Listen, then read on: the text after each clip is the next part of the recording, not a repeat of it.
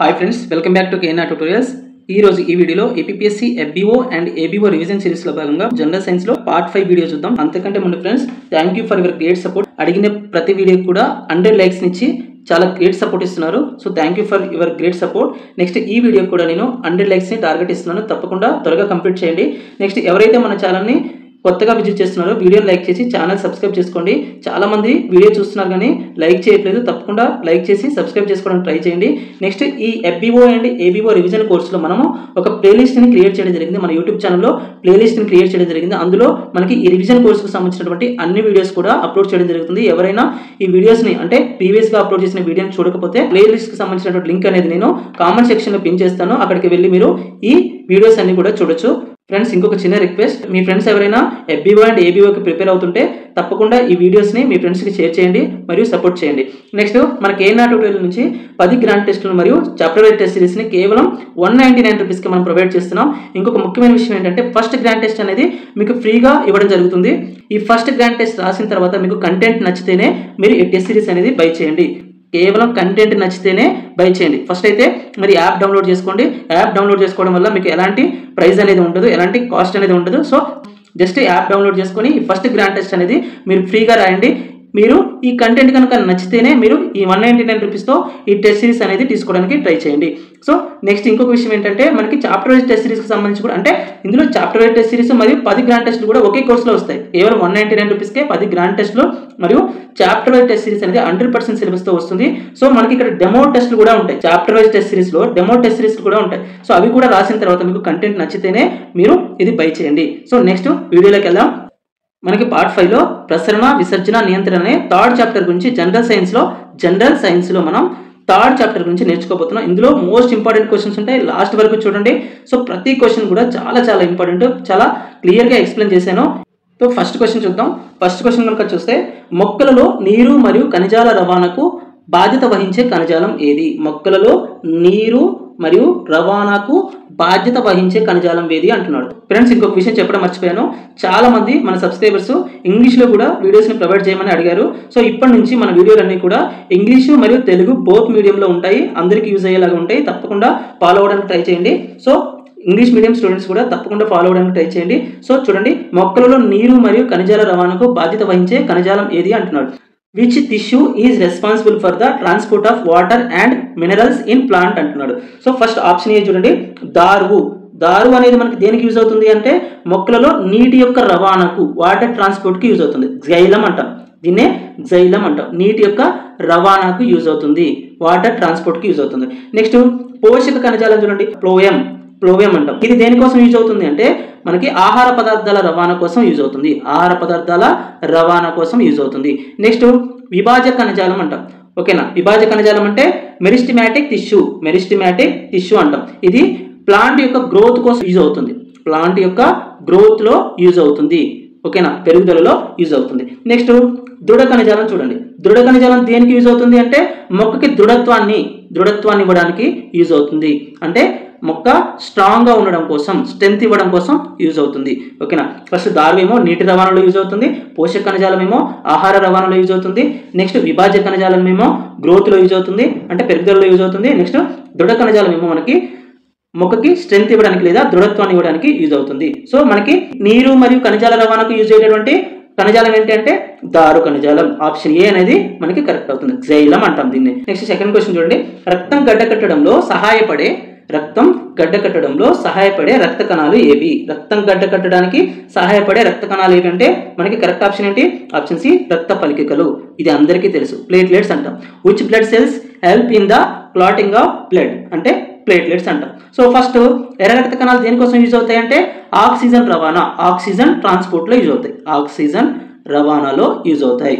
ట్రాన్స్పోర్ట్లో use అవుతాయి. Next తెల్ల రక్త కణాలు దేనికోసం యూజ్ అవుతాయి అంటే మనకి ఇమ్యూనిటీని ఇవ్వడానికి, ఓకేనా, రక్షణని ఇవ్వడానికి యూజ్ అవుతాయి. ఓకేనా, వ్యాధి నిరోధక శక్తిని ఇవ్వడానికి యూజ్ అవుతాయి. నెక్స్ట్ రక్త ఫలికలు ఇప్పుడే చెప్పాను, దేనికోసం? రక్తం గడ్డకట్టడంలో అంటే బ్లడ్ క్లాట్ అవ్వడంలో యూజ్ అవుతాయి. నెక్స్ట్ ప్లాస్మా అనేది ఏంటి మనకి? ఇక్కడ ప్లాస్మా అనేది ఒక ద్రవం వంటిది.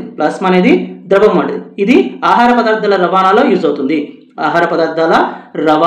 యూజ్ అవుతుంది. ట్రాన్స్పోర్ట్ ఆఫ్ ఫుడ్ అంటే ఫుడ్ ట్రాన్స్పోర్ట్లో యూజ్ అవుతుంది, ఆహార పదార్థాల రవాణాలో. మన కరెక్ట్ ఆన్సర్ ఏంటి? ఆప్షన్ సి అనేది correct answer. Next third question చూడండి. అమీబాలో విసర్జన మరియు ద్రవ విసరణ నియంత్రణకు ఉపయోగపడే కణాంగం ఏది? Which organelle is responsible for excretion and osmoregulation in amoeba? అమీబాలో విసర్జన మరియు ద్రవ విసరణను నియంత్రించే కణాంగం ఏది అంటున్నాడు. అంటే ఎక్స్క్రీషన్ ని మరియు ఆస్మో రెగ్యులేషన్ చేసేటటువంటి కణాంగం ఏది అంటున్నాడు. ఓకేనా? సో చూడండి, ఇక్కడ మనకి కరెక్ట్ ఆప్షన్ ఏంటంటే ఆప్షన్ బి సంకోచ రిక్తిక.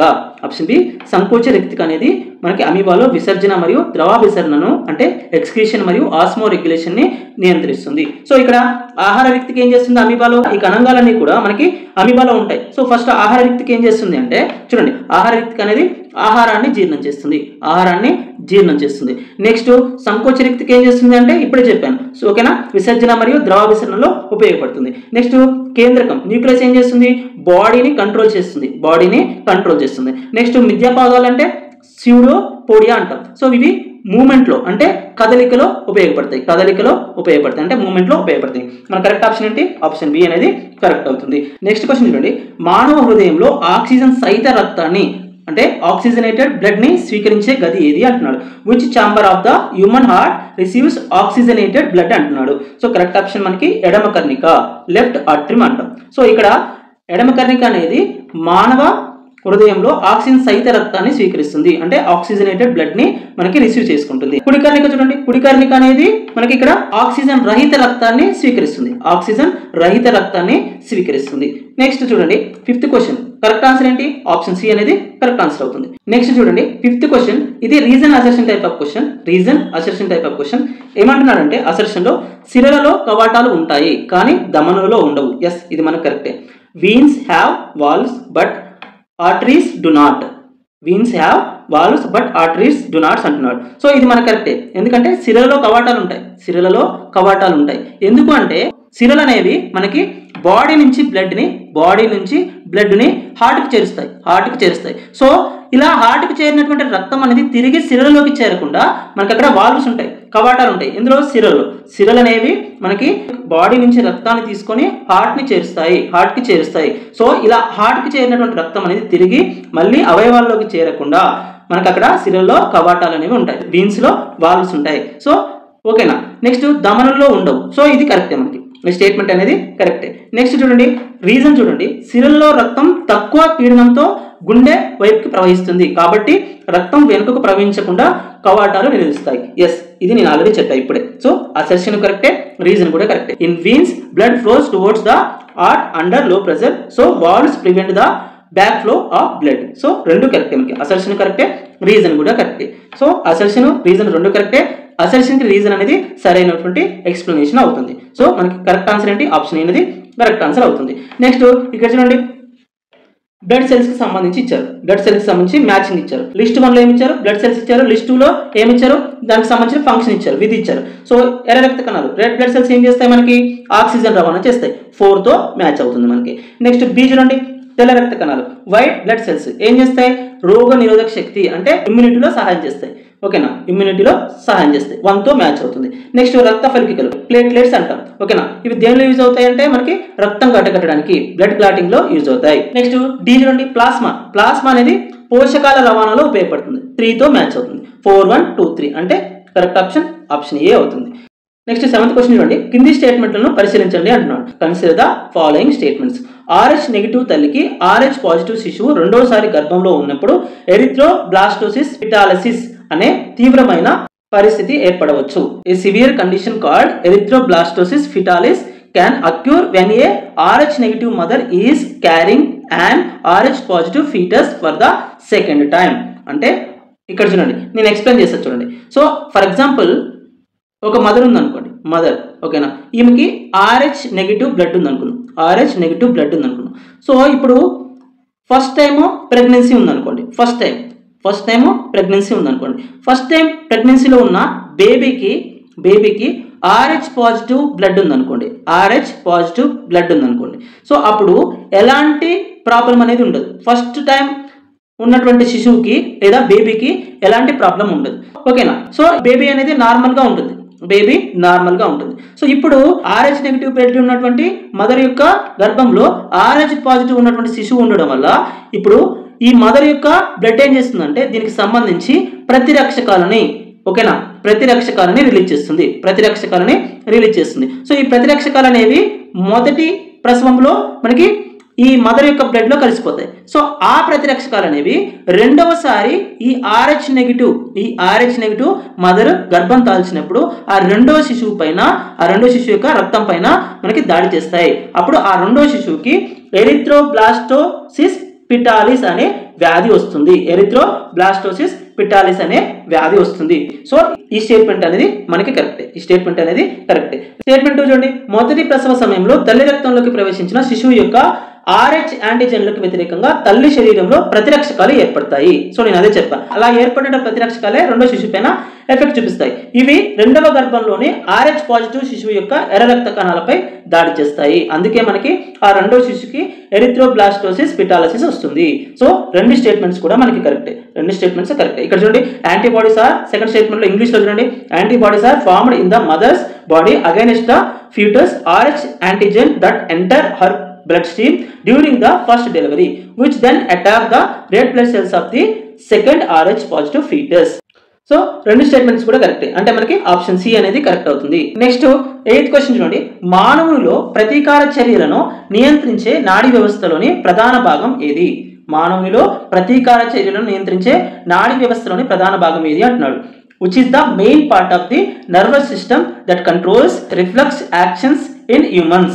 ఓకేనా? సో కరెక్ట్ ఆప్షన్ ఏంటంటే వెన్నుపాము, స్పైనల్ కార్డ్ అంటాం. సో స్పైనల్ కార్డ్ అనేది మనకి ప్రతీకార చర్యలను లేదా రిఫ్లెక్స్ యాక్షన్స్ ను మనకి కంట్రోల్ చేస్తుంది. సో మెదడు ఏం చేస్తుంది?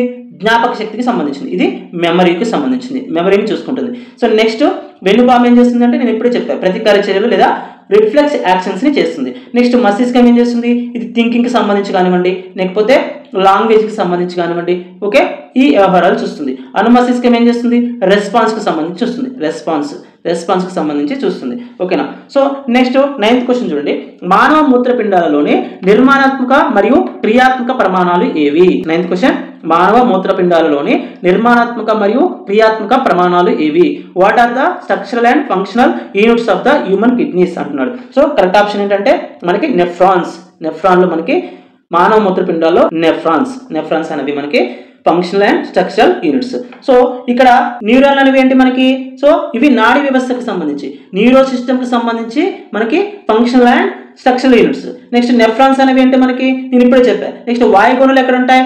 ఊపిరితిత్తుల్లో ఉంటాయి. ఎక్కడ ఉంటాయి? లంగ్స్ లో ఉంటాయి, ఊపిరితిత్తుల్లో ఉంటాయి, లంగ్స్ లో ఉంటాయి. నెక్స్ట్ విల్లే ఎక్కడ ఉంటాయి? ఓకేనా? స్మాల్ ఇంటెస్టైన్ అంటే చిన్న ప్రేగులో ఉంటాయి. ఇవేం చేస్తాయి? శోషణ ఉపరితలాన్ని పెంచుతాయి. వాయుగోనులు ఏం చేస్తాయి? వాయువుల మార్పిడిలో O2ని తీసుకొని ఆక్సిజన్ ని రిలీజ్ చేయడంలో ఉపయోగపడతాయి. సో ఇది 9th క్వశ్చన్. కరెక్ట్ ఆప్షన్ ఏంటి? ఆప్షన్ బి అనేది కరెక్ట్ ఆప్షన్ అవుతుంది. నెక్స్ట్ 10th క్వశ్చన్ చూడండి, మొక్కలో ఆకుల నుండి ఆహార పదార్థాలను ఇతర భాగాలకు రవాణా చేసేది ఏది? What transports food materials from leaves to other parts in the plants? Correct answer అంటే మనకి పోషక కణజాలం అనేది లేదా ప్లోవేమ్ అనేది మనకి మొక్కలలో ఆహార పదార్థాలను ఇతర భాగాలకి రవాణా చేస్తుంది. ఓకేనా? ఫుడ్ మెటీరియల్స్ ని ఇతర భాగాలకి ట్రాన్స్పోర్ట్ చేస్తుంది. సో కరెక్ట్ ఆన్సర్ ఏంటి? Option B. నేను ఆల్రెడీ చెప్పాను, దారు ఏం చేస్తుందో చెప్పాను. నెక్స్ట్ పోషక కణజాలం చెప్పాను. నెక్స్ట్ పత్రరంధ్రాలు ఏం చేస్తాయి మనకి అంటే వాయువుల యొక్క మార్పిడిలో ఉపయోగపడతాయి. నెక్స్ట్ బాహ్య చర్మం ఏం చేస్తుంది మనకి అంటే వివిధ రకాల ప్యాథోజన్స్ యొక్క అటాక్ నుంచి కాపాడుతుంది. సో ఇది మనకి కరెక్ట్ ఆప్షన్ ఏంటి? ఆప్షన్ బి అనేది కరెక్ట్ ఆప్షన్ అవుతుంది. నెక్స్ట్ 11th క్వశ్చన్ చూడండి, statement type of question. So first statement ఏంటంటే పుప్పుస ధమని ఆక్సిజన్ రహిత రక్తాన్ని తీసుకెళ్తుంది. ఎస్, ఇది కరెక్టే మనకి. So the pulmonary artery carries deoxygenated blood. ఓకేనా? ఈ స్టేట్మెంట్ అనేది మనకి కరెక్టే. పుప్పుస ధమని ఏం చేస్తుంది అంటే సో ఇక్కడ కుడి కర్ణిక నుంచి ఊపిరితిత్తులకి ఆక్సిజన్ రహిత రక్తాన్ని సరఫరా చేస్తుంది.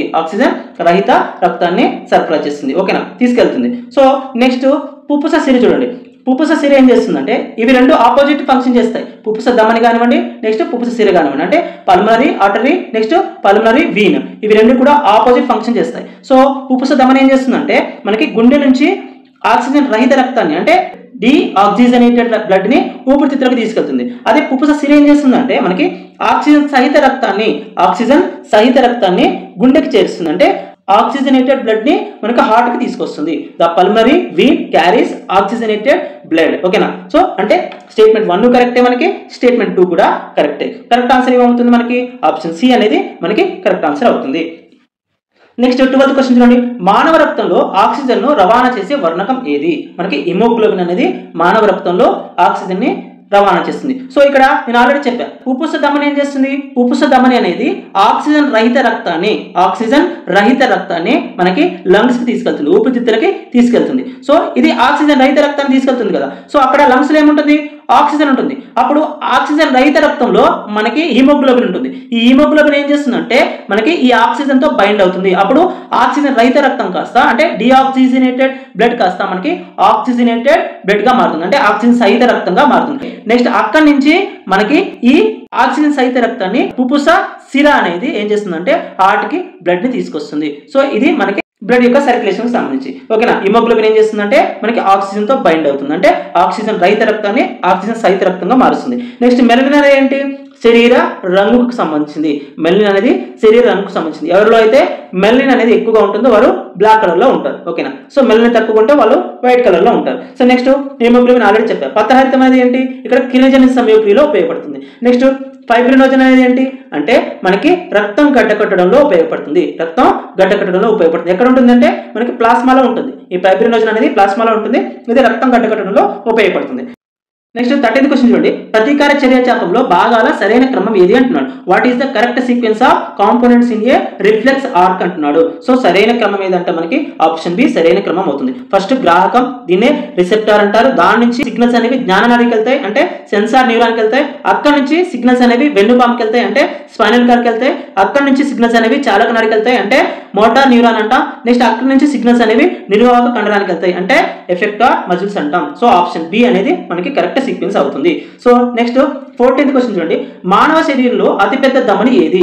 మానవ శరీరంలో అతిపెద్ద ధమని అనేది మనకి బృహద్దమని అవుతుంది. అతిపెద్ద ధమని బృహద్దమని అవుతుంది. నెక్స్ట్ పుప్పుస ధమని అనేది మనకు ఆల్రెడీ తెలుసు. ఏంటంటే ఇది మనకి ఆక్సిజన్ రహిత రక్తాన్ని ఎక్కడ తీసుకెళ్తుంది? లంగ్స్ కి తీసుకెళ్తుంది, ఊపిరితిత్తులకు తీసుకెళ్తుంది. ఇప్పుడే చెప్పాను. నెక్స్ట్ కరోనరీ ధమని అంటే ఇది మనకి హార్ట్ యొక్క మజిల్స్ కి రక్తాన్ని సరఫరా చేస్తుంది. కరోనరీ ధమని అనేది హార్ట్ యొక్క మజిల్స్ కి రక్తాన్ని సరఫరా చేస్తుంది. ఓకేనా. నెక్స్ట్ ఉక్క ధమని అనేది కిడ్నీస్ కి రక్తాన్ని సరఫరా చేస్తుంది, మూత్రపిండాలకి రక్తాన్ని సరఫరా చేస్తుంది. సో మానవ శరీరంలో అతిపెద్ద ధమని ఏది? Which is the largest artery in the human body అంటున్నారు. సో ఏంటి మనకు ఆన్సర్? బృహద్దమని, అవోటా అంటాం.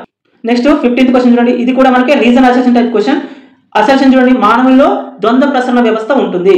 ఎస్, ఇది కూడా కరెక్ట్. మనకి మానవులలో ద్వంద్వ ప్రసరణ వ్యవస్థ ఉంటుంది. Humans have a double circulation system. Yes, assertion అనేది మనకి కరెక్ట్ అవుతుంది. సో నెక్స్ట్ రీజన్ చూడండి.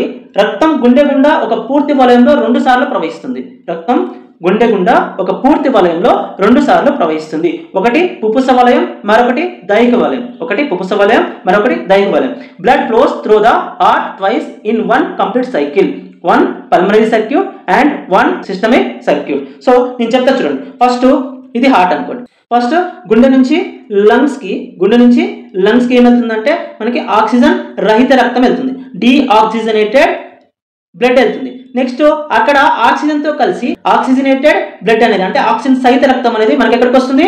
హార్ట్ కి వస్తుంది. సో ఫస్ట్ హార్ట్ నుంచి ఆక్సిజన్ రహిత రక్తం అనేది ఊపిరితిత్తులకు వెళ్తుంది. ఊపిరితిత్తుల నుంచి అక్కడ ఆక్సిజన్ కలిసి మనకి ఆక్సిజన్ సహిత రక్తంగా మారి మళ్ళీ హార్ట్ కి వస్తుంది. మళ్ళీ ఎక్కడికి వస్తుంది? హార్ట్ కి వస్తుంది. సో ఇప్పుడు ఇదొక సర్కిల్. ఓకేనా. సో దీన్ని ఏమంటామంటే దీన్ని మనం పుప్పుస వలయం అంటాం. నెక్స్ట్ ఇదొక సైకిల్ కదా. సో ఫస్ట్ హార్ట్ నుంచి లంగ్స్ నుంచి మళ్ళీ హార్ట్ నుంచి ఆక్సిజన్ రహిత రక్తం అనేది లంగ్స్ కి, నెక్స్ట్ లంగ్స్ నుంచి ఆక్సిజన్ సహిత రక్తం అనేది హార్ట్ కి. సో ఇదొక సైకిల్. ఇది పుప్పుస వలయం అంటాం. నెక్స్ట్ ఇప్పుడు చూడండి రెండవ వలయం చూడండి. ఫస్ట్ హార్ట్ నుంచి శరీర భాగాలకి మనకి ఆక్సిజన్ సహిత రక్తం అనేది శరీర భాగాలకు వెళ్తుంది, అంటే ఆర్గాన్స్ కి వెళ్తుంది. ఓకేనా, ఆర్గాన్స్ కి వెళ్తుంది. అక్కడ నుంచి ఆర్గాన్స్ నుంచి ఆక్సిజన్ రహిత రక్తం అనేది అంటే ఆక్సిజన్ లేనటువంటి రక్తం అనేది ఎక్కడికి వస్తుంది? హార్ట్ కి వస్తుంది. సో ఇదొక సైకిల్. ఫస్ట్ ఏమో ఆక్సిజన్ రహిత రక్తం అనేది లంగ్స్ కి, అక్కడ నుంచి లంగ్స్ నుంచి ఆక్సిజన్ సహిత రక్తం అనేది మళ్ళీ హార్ట్ కి. సో నెక్స్ట్ హార్ట్ నుంచి ఆక్సిజన్ సహిత రక్తం అనేది ఆర్గాన్స్ కి, అక్కడ నుంచి మళ్ళీ ఆక్సిజన్ రహిత రక్తం అనేది మళ్ళీ హార్ట్ కి. ఇదొక సైకిల్ నెక్స్ట్ ఇదొక సైకిల్. ఫస్ట్ సైకిల్ దీన్నే ఉప్పుస వలయం అంటాం. సెకండ్ సైకిల్ దీన్నే మనం ఏమంటామంటే దైహిక వలయం అంటాం. ఉప్పుస వలయం మరియు దైహిక వలయం అంటాం. సో ఇవి 2 సైకిల్స్. అంటే మనకి హార్ట్ లో డబుల్ సర్క్యులేషన్ ఉంటుంది, అంటే ద్వంద్వ ప్రసరణ వ్యవస్థ అనేది ఉంటుంది. మనకి రీజన్ కరెక్టే, అసర్షన్ కూడా కరెక్టే. మన కరెక్ట్ ఆప్షన్ ఏమవుతుంది? ఆప్షన్ ఏ అనేది కరెక్ట్ అవుతుంది. అంటే అసర్షన్ మరియు రీజన్ రెండు సరైనవి, అసర్షన్ కి రీజన్ అనేది సరైనటువంటి వివరణ అవుతుంది. నెక్స్ట్ 60th క్వశ్చన్ చూడండి. రక్తం నుండి మూత్రాన్ని వేరు చేసే ప్రక్రియలో మొదటి దశ ఏది అంటున్నాడు. So what is the first step in the process of urine formation from blood? ఓకేనా, ఫస్ట్ స్టెప్ ఏంటంటే మనకి ఇక్కడ గుచ్చగలనం అంటాం, గ్లోమెరులర్ ఫిల్టరేషన్ అంటాం. నెక్స్ట్ సెకండ్ స్టెప్ ఏంటంటే వర్ణనాత్మక పునఃశోషణ అంటాం. సెలెక్టివ్ రీఅబ్జార్ప్షన్ అంటాం, ఇది సెకండ్ స్టెప్. నెక్స్ట్ నాళికా స్రావం, ట్యూబులర్ సిక్రీషన్ అంటాం, ఇది థర్డ్ స్టెప్. ఫస్ట్ స్టెప్ ఏమో గుచ్చగలనం, గ్లోమెరులర్ ఫిల్టరేషన్, నెక్స్ట్ వర్ణాత్మక పునఃశోషణ, సెలెక్టివ్ రీఅబ్జార్ప్షన్, ఇది సెకండ్ స్టెప్. నెక్స్ట్ నాళికా స్రావం third step. Next fourth step ఏంటంటే మనకి విసర్జన, ఎక్స్క్రీషన్ అంటాం, ఇది ఫోర్త్ స్టెప్. సో ఇక్కడ గుచ్చగలనంలో ఏం జరుగుతుందంటే రక్తం అనేది రక్తకేశ నాళికలోకి ప్రవేశించి అక్కడ గుచ్చగలనం ద్వారా మనకి అమైనో ఆసిడ్స్, రక్తంలో ఉన్నటువంటి అమైనో ఆసిడ్స్ కానివ్వండి, గ్లూకోజ్ కానివ్వండి, నెక్స్ట్ ఇతర శరీరానికి ఉపయోగపడే లవణాలు కానివ్వండి, నెక్స్ట్ నీరు అనేది సపరేట్ అవుతుంది ఫస్ట్ స్టెప్ లో. నెక్స్ట్ సెకండ్ స్టెప్ లో ఏం జరుగుతుందంటే మనకి వర్ణాత్మక పునఃశోషణలో సెలెక్టివ్ రీఅబ్జార్ప్షన్ ఏం జరుగుతుందంటే మనకి ఇక్కడ నీరు అనేది తిరిగి నీరు కానివ్వండి, గ్లూకోజ్ కానివ్వండి మరియు అమైనో ఆసిడ్స్ అనేవి ఏవైతే శరీరానికి ఉపయోగపడతాయో తిరిగి అవి మళ్ళీ రీఅబ్జార్ప్షన్ జరుగుతాయి, అంటే పునఃశోషణ జరుగుతాయి. నెక్స్ట్ థర్డ్ స్టెప్ లో ఏం జరుగుతుందంటే మనకి ఇక్కడ సో ఏవైతే వ్యర్థ పదార్థాలు ఉన్నాయో అందులో అంటే హైడ్రోజన్ అయాన్స్ కానివ్వండి, లేకపోతే ఇతర పొటాషియం అయాన్స్ కానివ్వండి, లేకపోతే యూరిక్ ఆమ్లం కానివ్వండి, ఇవన్నీ కూడా మనకి ఇక్కడ నాళికా స్రావంలో వేరు చేయబడతాయి. అక్కడ నుంచి మనకి విసర్జనలో బయటకు వెళ్ళిపోతాయి. ఫోర్త్ స్టెప్ లో విసర్జనలో బయటకు వెళ్ళిపోతాయి. మన కరెక్ట్ ఆన్సర్ ఏంటి? ఫస్ట్ స్టెప్ ఏంటి? మనకి గుచ్చగలనం, గ్లోమెరులర్ ఫిల్టరేషన్ అంటాం, గుచ్చగలనం అంటాం. ఆప్షన్ ఏ అనేది మనకి కరెక్ట్ అవుతుంది. నెక్స్ట్ చూడండి, కింది వాటిని జతపరచండి అంటున్నాడు. 17th క్వశ్చన్, కింది వాటిని జతపరచండి అంటున్నాడు. ఫస్ట్ ఏమి ఇచ్చాడు? రక్త వర్గం ఇచ్చారు. నెక్స్ట్ సెకండ్ ఏమి ఇచ్చాడు? దానికి సంబంధించి ప్రతిజనకాలు మరియు ప్రతిరక్షకాలు ఇచ్చారు. సో ఫస్ట్ ఏమిటి? ఏ రక్త వర్గం, ఓకేనా, బ్లడ్ గ్రూప్ ఏ. ఓకేనా, బ్లడ్ గ్రూప్ ఏ ఏంటంటే మనకి ఇక్కడ 3తో మ్యాచ్ అవుతుంది. చూడండి, కరెక్ట్ గా 3తో మ్యాచ్ అవుతుంది. ఏంటంటే ఎర్ర రక్త కణాలపై ఏ ప్రతిజనకం ఉంటుంది, ప్లాస్మాలో బి ప్రతిరక్షకం ఉంటుంది. సో ఎప్పుడైతే ఏ రక్తవర్గం ఉన్నటువంటి వ్యక్తుల్ని మనం చూసినప్పుడు వాళ్ళ యొక్క ఎర్ర రక్త కణాలపై ఏ ప్రతిజనకం ఉంటుంది మరియు ప్లాస్మాలో బి ప్రతిరక్షకం ఉంటుంది. అంటే has a antigen on RBCs, has be antibody in plasma, అంటే 3తో మ్యాచ్ అవుతుంది. నెక్స్ట్ బి రక్తవర్గం చూడండి, అంటే బ్లడ్ గ్రూప్ బి రక్తవర్గం ఇక్కడ మనం చూస్తే 4తో మ్యాచ్ అవుతుంది. మనకి ఇక్కడ 4తో మ్యాచ్ అవుతుంది. ఎర్ర రక్త కణాలపై బి ప్రతిజనకం ఉంటుంది.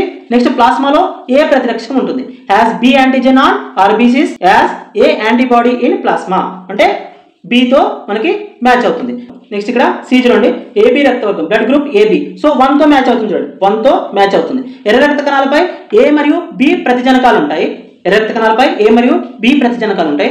ప్లాస్మాలో ప్రతిరక్షకాలు ఉండవు. Has A and B antigens on RBCs, no antibodies in plasma. ఓకేనా, సి అనేది ఫస్ట్ తో మ్యాచ్ అవుతుంది. నెక్స్ట్ డి చూడండి, ఓ రక్తవర్గం, బ్లడ్ గ్రూప్ ఓ. సో దీని దేంతో మ్యాచ్ అవుతుంది అంటే మనకి సెకండ్ తో మ్యాచ్ అవుతుంది. చూడండి, ఎర్ర రక్త కణాలపై ప్రతిజనకాలు ఉండవు, కానీ ప్లాస్మాలో ఏబి ప్రతిరక్షకాలు ఉంటాయి.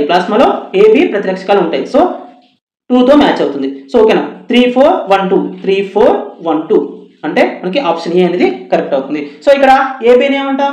యూనివర్సల్ యాక్సెప్టార్ అంటాం. ఈ ఏబి బ్లడ్ గ్రూప్ ఉన్న వాళ్ళని యూనివర్సల్ యాక్సెప్టార్స్ అంటాం. ఓకేనా, ఏబి బ్లడ్ గ్రూప్ ఉన్న వాళ్ళని యూనివర్సల్ యాక్సెప్టార్స్ అంటాం. నెక్స్ట్ ఓ బ్లడ్ గ్రూప్ ఉన్న వాళ్ళని ఏమంటాం? యూనివర్సల్ డోనార్స్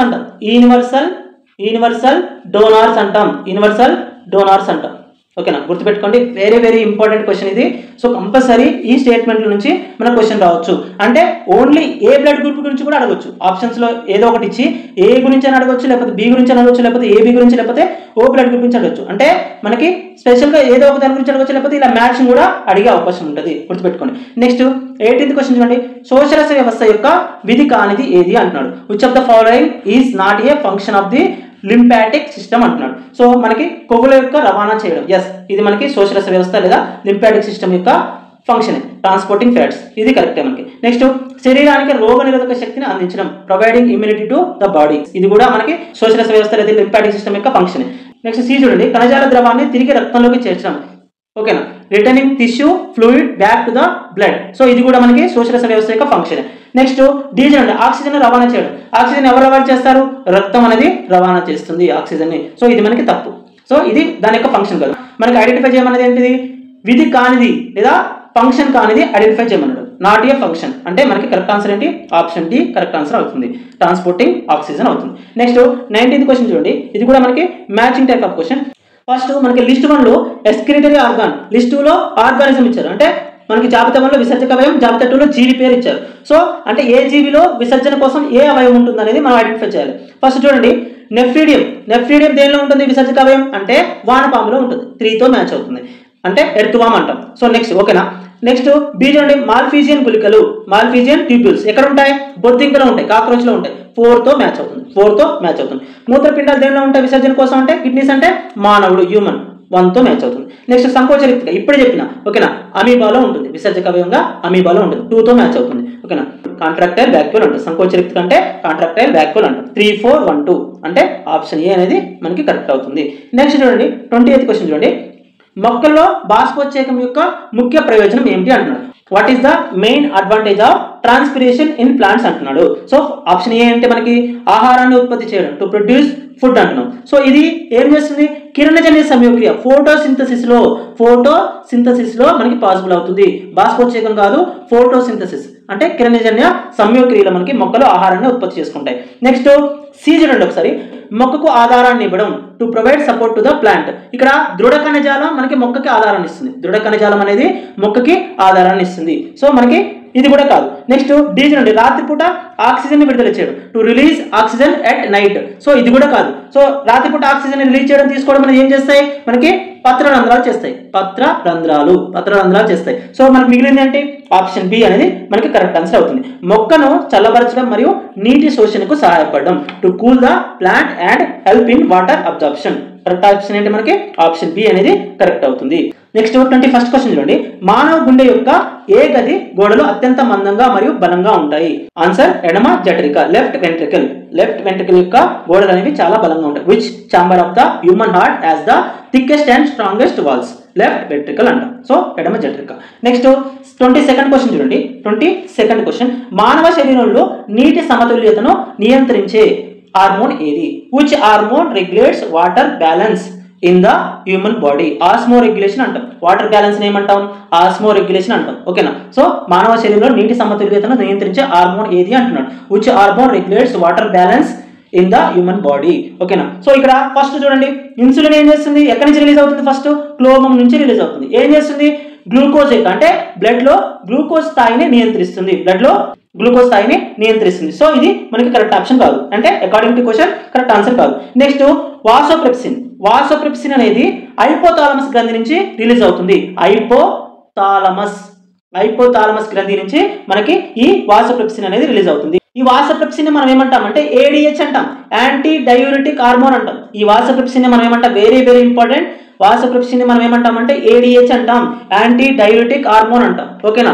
సో ఇదేం చేస్తుంది అంటే మనకి ఆస్మో రెగ్యులేషన్ చేస్తుంది, అంటే మానవ శరీరంలో నీటి సమతుల్యతని కాపాడుతుంది. సో కరెక్ట్ ఆప్షన్ ఏంటంటే మనకి ఆప్షన్ బి అనేది కరెక్ట్ అవుతుంది. వాసోప్రెప్సిన్ అనే హార్మోన్ అనేది మనకి నీటి నియంత్రణ లేదా నీటి సమతుల్యతను నియంత్రిస్తుంది ఎందులో, మానవుల్లో. సో బ్యాలెన్స్ ఆఫ్ వాటర్ లేదా ఆస్మో రెగ్యులేషన్ అంటాం. నెక్స్ట్ ఇంకోటి చూడండి, ఇది కూడా చూద్దాం, సి కూడా. థైరాక్సిన్ హార్మోన్ అనేది ఎక్కడి నుంచి రిలీజ్ అవుతుంది అంటే థైరాయిడ్ గ్రంథి నుంచి, థైరాయిడ్ గ్లాండ్ నుంచి రిలీజ్ అవుతుంది, ఓకేనా. ఇది ఏం చేస్తుంది అంటే మనకి జీవక్రియలను వేగవంతం చేస్తుంది. నెక్స్ట్ అడ్రినలిన్ అనే హార్మోన్ దేని నుంచి రిలీజ్ అవుతుంది అంటే అడ్రినలాన్ అనే గ్రంథి నుంచి రిలీజ్ అవుతుంది, ఓకేనా. ఇది బాడీ యొక్క సమతుల్యాన్ని కాపాడడానికి ఉపయోగపడుతుంది. అంటే చూడండి, మనకి కోపం కానీ లేకపోతే ఓకేనా బాధ కానీ కలిగినప్పుడు ఈ అడ్రినలిన్ అనే హార్మోన్ అనేది రిలీజ్ అయ్యి మన బాడీని సమతుల్యంలో ఉంచడానికి ట్రై చేస్తుంది, ఓకేనా. సో ఇది డికి సంబంధించింది. అంటే మన కరెక్ట్ ఆప్షన్ ఏంటి? వాసోప్రెప్సిన్ లేదా ADH యాంటీ డయూరిటిక్ హార్మోన్ అనేది నీటి యొక్క సమతుల్యాన్ని లేదా వాటర్ యొక్క బ్యాలెన్స్ ని కాపాడుతుంది. ఓకేనా. నెక్స్ట్ 23rd క్వశ్చన్ చూడండి. 23rd క్వశ్చన్ ఇది statement type of question. Statement 1 ఏమంటున్నాడంటే దారువులో నీటి రవాణా ఏకదిశాత్మకంగా జరుగుతుంది అంటున్నాడు. సో దారువులో నీటి రవాణా ఏకదిశాత్మకంగా పైకి ఉంటుంది. సో ఇది కరెక్టే మనకి. Transport of water in xylem is unidirectional upwards only అంటున్నాడు. సో ఇది కరెక్టే మనకి. ఎందుకంటే చెప్తా చూడండి. ఫర్ ఎగ్జాంపుల్ మొక్క ఉంది, దారువు ఏం చేస్తుంది? నీటి రవాణా చేస్తుంది. దారువు అనేది మనకి వాటర్, ఓకే, అంటే జైలం అనేది వాటర్ ట్రాన్స్పోర్ట్ చేస్తుంది కదా. సో ఇది ప్లాంట్ అనుకోండి, ఇది ప్లాంట్. సో ఇప్పుడు ఇది ల్యాండ్ అనుకోండి, ఓకేనా. సో ఇది ప్లాంట్, ఇది ఎర్త్. సో ఇప్పుడు ఇవి సాయిల్ లోపల రూట్స్ ఉంటాయి కదా, సాయిల్ లోపల రూట్స్ ఉంటాయి. సో ఇక్కడ వాటర్ ఉంటుంది, ఇక్కడ వాటర్ ఉంటుంది అనుకోండి, ఇక్కడ వాటర్ ఉంటుంది. సో ఈ వాటర్ని రూట్స్ ఏం చేస్తాయి? ఈ వాటర్ రూట్స్ తీసుకొని ఇక్కడ నుంచి పై వైపుకి మొక్క యొక్క పైన ఉన్నటువంటి భాగాలకి వాటర్ని మనకి ఇక్కడ పంపిస్తుంది. సో ఏదైతే ఎక్స్ట్రా వాటర్ ఉంటుందో అది మళ్ళీ తిరిగి కిందికి రాదు. నేను ఆల్రెడీ చెప్పాను, ఏదైతే ఎక్స్ట్రా వాటర్ ఉంటుందో అది ట్రాన్స్పిరేషన్ ప్రాసెస్లో, ట్రాన్స్పిరేషన్ అంటాం, బాష్పోత్సేక ప్రాసెస్లో ఎవాపరేట్ అయిపోతుంది కానీ మళ్ళీ తిరిగి రాదు. అంటే మనకి దారువులో వాటర్ అనేది యూని డైరెక్షన్ లో వెళ్తుంది, అప్వార్డ్ వెళ్తుంది. సో స్టేట్మెంట్ 1 అనేది కరెక్టే.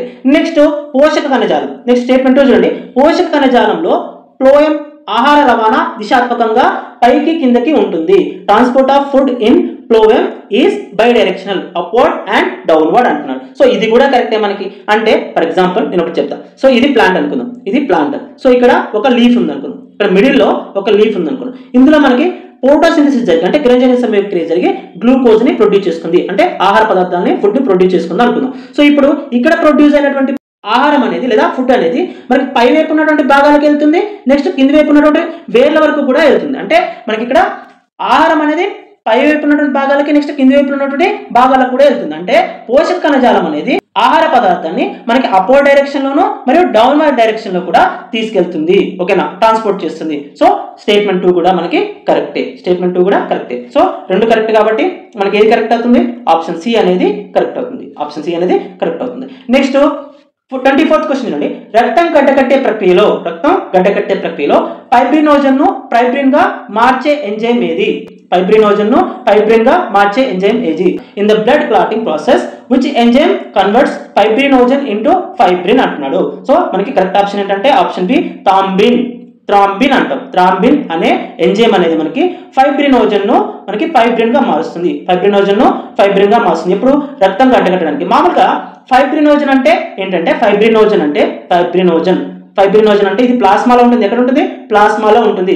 సో మామూలుగా ఫైబ్రినోజన్ అనేది ఎలా ఉంటుందంటే కణాల రూపంలో ఉంటుంది, సెల్స్ గా ఉంటుంది, ఓకేనా, సెల్స్ గా ఉంటుంది. దీన్ని థ్రాంబిన్ అనే ఎంజైమ్ ఏం చేస్తుందంటే చిన్న చిన్న దారపు పోగులుగా మనకి మారుస్తుంది. అలా ఏర్పడినటువంటి దారపు పోగులు అనేవి మనకి ఎక్కడైతే గాయం అవుతుందో అక్కడ ఇలా ఒక వలలాగా ఏర్పడి మనకి రక్తస్రావం అనేది జరగకుండా చేస్తాయి, అంటే రక్తస్రావాన్ని నిరోధిస్తాయి. సో మనకి కరెక్ట్ ఆప్షన్ ఏమవుతుంది? థ్రాంబిన్ అనేది ఫైబ్రినోజన్ ను ఫైబ్రిన్ గా మార్చేటటువంటి ఎంజైమ్ అవుతుంది. దేనిలో యూజ్ అవుతుంది? రక్తం గడ్డకట్టడంలో యూజ్ అవుతుంది. సో ఓకేనా. నెక్స్ట్ 25th క్వశ్చన్ చూడండి. లాస్ట్ క్వశ్చన్ 25th క్వశ్చన్ చూడండి. హృదయ స్పందనను ప్రారంభించే మరియు నియంత్రించే గుండెలోని భాగాన్ని ఏమంటారు అంటున్నాడు. ఉదయ స్పందనను ప్రారంభించే మరియు నియంత్రించే గుండెలోని భాగాన్ని ఏమంటారు? What is the part of the heart that initiates and regulates the heart beat called? ఓకేనా. కరెక్ట్ ఆన్సర్ మనకి శిర కర్ణిక కనుపు అంటాం. కరెక్ట్ ఆన్సర్ ఏంటంటే శిర కర్ణిక కనుపు. ఎస్ఏ నోడ్ పేస్ మేకర్ అంటాం. ఓకేనా. 25th క్వశ్చన్ కి correct option B. So thank you friends, ఇప్పటి వరకు ఓపికతో మీరు వీడియో చూసినందుకు. తప్పకుండా సబ్స్క్రైబ్ చేసుకోండి, లైక్ చేయండి మరియు మీ ఫ్రెండ్స్ కి షేర్ చేయండి. సో గ్రాండ్ టెస్ట్ కోసం మరియు టెస్ట్ సిరీస్ కోసం ANR ట్యూటోరియల్స్ యాప్ ని మనకి కామెంట్ సెక్షన్ లో ఉంటుంది, లింక్ అనేది అక్కడ నుంచి డౌన్లోడ్ చేసుకోండి. Thank you.